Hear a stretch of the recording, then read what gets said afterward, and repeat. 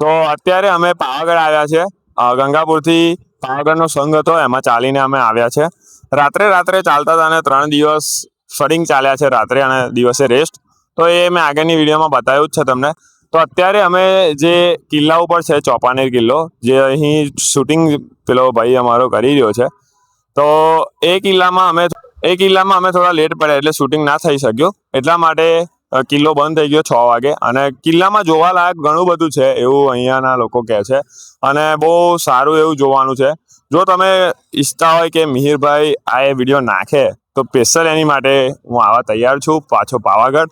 અને કિલ્લાની ટિકિટ શું છે શું નહીં બધું જ પહેલેથી આપણે બતાવીશું અપ ટુ એન્ડ સુધીમાં।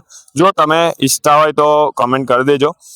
અને હવે ફાઇનલી અમે સાંજે ચડીશું પાવાગઢ હિલ ઉપર। તો હિલની જો તમે બ્લોગ એ બી હું નાખી દઈશ, એમાં બી શું છે ઉપર, કેવું છે, સારું છે, ખોટું છે, બધું જ। અને ખોટું તો અહીંયા શબ્દ જ ના આવે, ખોટું આવે જ નહીં।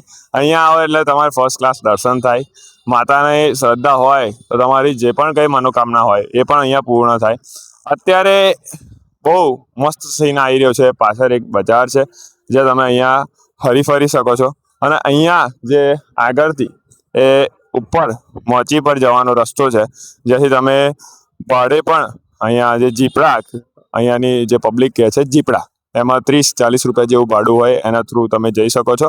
અથવા પોતાની ગાડીથી જઈ શકો છો। પણ જો કોઈ નવો ડ્રાઈવર હોય અથવા કોઈ નવો વાહન ચાલક હોય તો શીખવું હોય તો એની માટે હું સજેસ્ટ કરીશ કે તમે 30-40 આપો, એ સારું પડશે। કારણ કે હિલ પર જવું થોડું એ છે, એટલા માટે જો તમને એક્સપિરિયન્સ હોય તો વેલ એન્ડ ગુડ, તો તમે જઈ શકો છો। અને મોચી તમને થોડું ભાડું છે એ પાર્કિંગનું, જે ઓબ્વિયસલી હોય, જે અહીંયાની 100 રૂપિયા જેવું સમથિંગ, એ તમારા ટાઈમ ઉપર હોય। અને ત્યાર પછી તમે ધીમે ધીમે રોપવેમાં પણ જઈ શકો છો, અને પછી ચાલવાનું પણ ચાલુ કરી શકો છો। તો મંદિર ઓલમોસ્ટ 7:30 વાગે ખુલે છે, આરતી થાય છે પહેલી।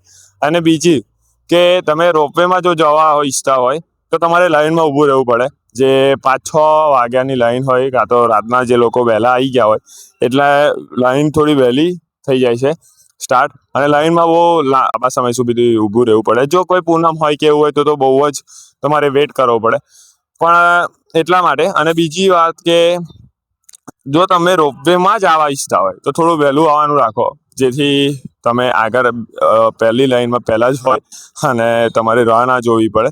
અને ઉપર પહોંચ્યા પછી જે સુકૂન મળે હું તમને ઉપર કહીશ, અને એની વિડીયો હું બનાવીશ ઉપર। તો મળીએ આપણે ઉપર। જય માતાજી, જય શ્રી રામ। મળીએ નવા બ્લોગ।